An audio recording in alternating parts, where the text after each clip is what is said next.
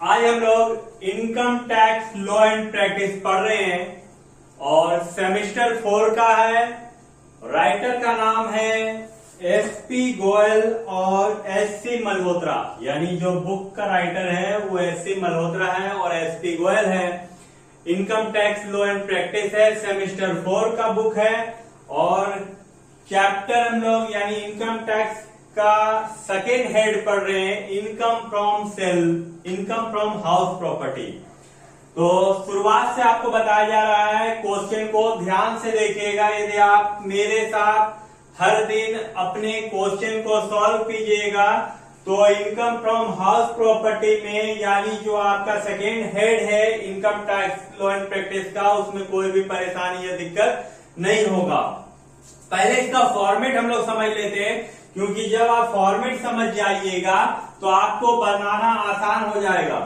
सबसे पहले यहाँ पर म्युनिसिपल वैल्यूएशन लगा हुआ है। म्युनिसिपल वैल्यूएशन ए में, बी में फेयर रेंट है, सी में स्टैंडर्ड रेंट है। यानी म्युनिसिपल वैल्यूएशन और फेयर रेंट दोनों में जो अधिक होगा लेकिन स्टैंडर्ड रेंट से कम होना चाहिए, वो आपका एक्सपेक्टेड रेंट कहलाएगा। क्या कहलाएगा? Expected rent.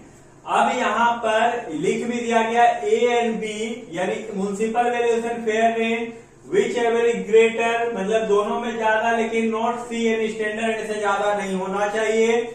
दूसरा कंडीशन में जब आपका एक्सपेक्टेड रेंट निकल जाएगा, एक्चुअल रेंट दिया हुआ रहेगा बुक में, एक्सपेक्टेड रेंट और एक्चुअल रेंट दोनों में जो अधिक होगा वो कहलाएगा आपका ग्रॉस एनुअल वैल्यू। क्या कहलाएगा?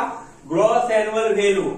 और क्वेश्चन नंबर 1 में हम लोगों को एनुअल वैल्यू निकालना है, इसलिए आप यहाँ पर हेडिंग लिखेंगे computation of annual value of the house for the assessment year 2025-26 का हम लोग सॉल्व कर रहे हैं। ग्रॉस एनुअल वैल्यू आपको लिखना है और म्युनिसिपल टैक्स को माइनस कर देना, तो आपका निकल जाएगा एनुअल वैल्यू।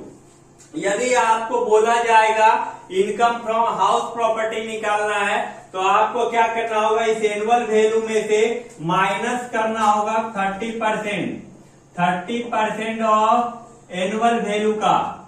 ये 30% माइनस होने के बाद फिर यदि इंटरेस्ट ऑन लोन दिया हुआ है तो इंटरेस्ट ऑन लोन को भी आपको माइनस करना पड़ेगा और माइनस करने के बाद जो आएगा वो आपका क्या कहलाएगा?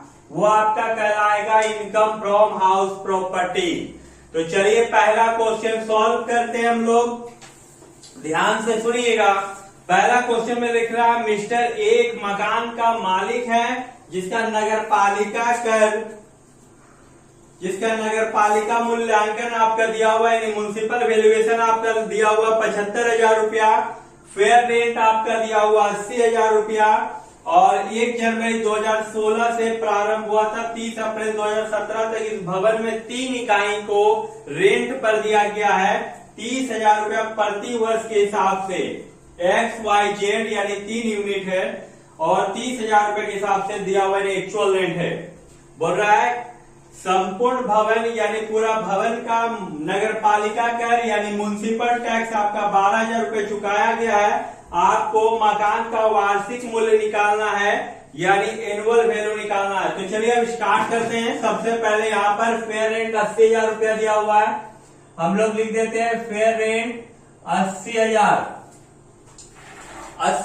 फेयर रेंट है। म्युनिसिपल वैल्यूएशन आपका दिया हुआ है 75,000 यानी 75,000 और स्टैंडर्ड रेंट इस यूनिट में नहीं दिया हुआ है, यानी इस क्वेश्चन में आपका स्टैंडर्ड रेंट नहीं दिया हुआ है।